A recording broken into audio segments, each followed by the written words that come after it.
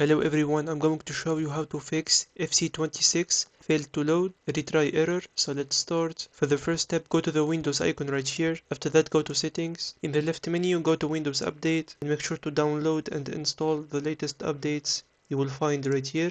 Now for the next step, open the launcher that you have the game on, which is Steam or Epic Games. Once you are on here, go to View and then go to Library. In the left menu, search for FC26. Select it when you find it. After that, click this gear icon right here and then click on Properties. This will pop up, so go to Installed Files in the left menu. After that, click on Verify Integrity of Game Files. That way, any missing or corrupted file will be safely fixed. Just wait for the process to finish. Now for the next step, open the EA launcher. Now once it opens, go to the library in the top left corner. After that, go to your game, which is EAFC. Select these three dots in the top right of the image. After that, select Repair. Then wait for it to check if there is any missing file. After that, you can simply relaunch the game without any issues. And that's it. If you find it useful, make sure to subscribe and see you on the next one.